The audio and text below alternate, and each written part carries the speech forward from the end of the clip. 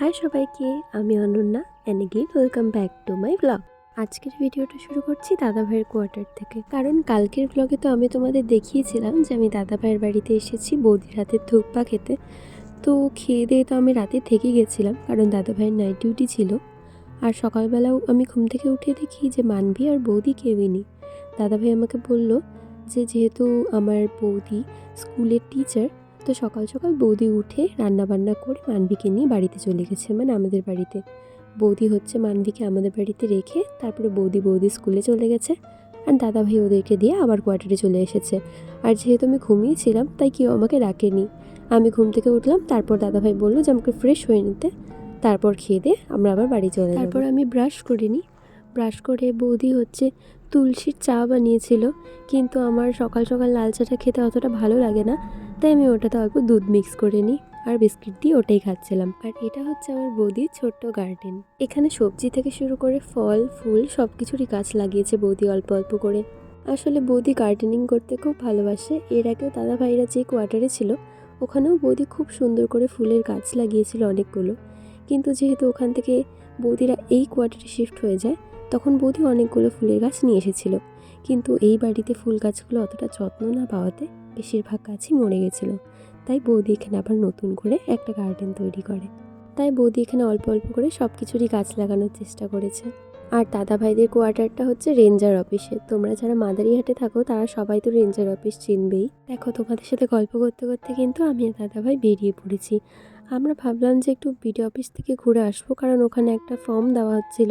ওই ফর্মটা মা বলছিল অনেকদিন থেকে নিয়ে আসতে, তো ভাবলাম যে আজকে গিয়ে নিয়ে আসি। আর বিডিও অফিসে এসে দেখি এখানে মেলা বসেছে, একদম এত লোক। তারপর যে ফর্মটা নেওয়ার ছিল ওটাও নিয়ে নিই আমি আর দাদাভাই মেলে, তারপরে নিয়ে আবার বেরিয়ে বাড়িতে চলে আসি। আর এখানে রুচি কালকে থেকে আমার জন্য ওয়েট করছিল, আমাকে দেখেও খুব খুশি হয়ে যায়। তারপরে আমার আর কোনো কাজ ছিল না, তাই স্নান করে নিই আর স্নান করে একদম দোকানে চলে যাই। আসলে কদিন পরে আমার আরেকটা এক্সাম আছে, সেই এক্সামটারই প্রিপারেশন করার জন্য আমি একটা খাতা আর আমার পেনের নোটসটা নিয়ে দোকানে গিয়েছিলাম কিছু কোশ্চেন প্র্যাকটিস করার জন্য। দেখো, এখানে আমি একটা পাঞ্চিকুনের মতো মাঙ্কি দেখতে পেরেছি। পাঞ্চিকুন মানে হলো পাঞ্চ। তোমরা তো ওকে এখন সবাই চিনবে, এখন ইন্টারনেটে ভাইরাল একদম। জাপানের ইচিকাওয়া জুয়ের যে মাঙ্কিটা। কিন্তু দেখো, এই মাঙ্কিটা কিন্তু একা না, ও একা একা খেলছিল, তারপরে ওর মা ওকে চলে আসে আর ওকে নিয়ে চলে যাচ্ছিল। তারপর আমি বাড়িতে চলে আসি আর এখানে আমি লাঞ্চ করছিলাম। এখানে ছিল লাল শাক, একটা বিনসের তরকারি আর আমার ফেভারিট চিংড়ি মাছ। চিংড়ি মাছ হয়েছিল তাই আমি বাটিতে করে নিয়েছিলাম, একদম এক বাটি। আমার তো চিংড়ি মাছ খুব ভালো লাগে। আর এখানে আমি অল্প বিকেলবেলা ন্যাপ নিচ্ছিলাম, তখনই দেখি যে ওয়েদারটা এত সুন্দর করেছে, মানে খুব সুন্দর লাগছিল। যে মানে বৃষ্টি হওয়ার আগের যে মোমেন্টটা থাকে, খুব সুন্দর, একদম হালকা হালকা হাওয়া হচ্ছিল। আমার তো খুব ভালো লাগছিল আর কোথাও ঘুরতে যেতে ইচ্ছে করছিল, বাইরেটা এত সুন্দর লাগছিল।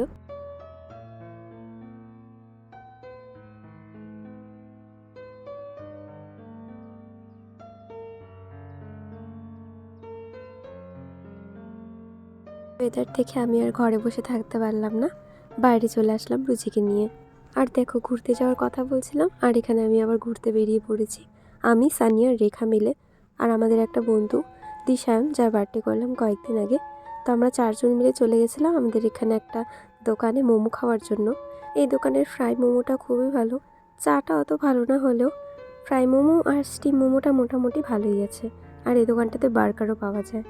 আসলে আমাদের দুটো ফ্রেন্ড আগে এখানে এসেছিলো, শুভ আর ময়ূর, কিন্তু আমরা ওকে কল করে আসিনি, তাই ওরা আগেই চলে যায়। আর আমরা গিয়ে দেখি যে ওরা নেই। পরে তো আমরা 4জন মিলেই খেয়ে দিয়ে সোজা বেরিয়ে পড়ি। তারপরে সানিয়াদের বাড়ির সামনে এসে অল্প গল্প করছিলাম আমরা 3জন মিলে। আর এই যে সানিয়ার ভাগ্নি, ও কিন্তু আমার ব্লগ দেখে সব সময়, ওর ভিডিও আমি এর আগেও করেছিলাম। তারপরে অনেকক্ষণ গল্প করার পর আমিও বাড়িতে চলে আসি। আর বাড়িতে এসে অল্প কাজ করছিলাম যা করার ওগুলোই। তারপরে ডিনার করে নিই। ডিনারে ছিল আলুর পরোটা আর সাথে চিংড়ি মাছ। এটা একটু ওয়ার্ড হয়ে যায় কম্বিনেশনটা, তাও এটাই খেয়েছিলাম। সো আজকের জন্য ব্লগটাকে নিয়ে এন্ড করছি। বাই বাই সবাইকে, গুড নাইট।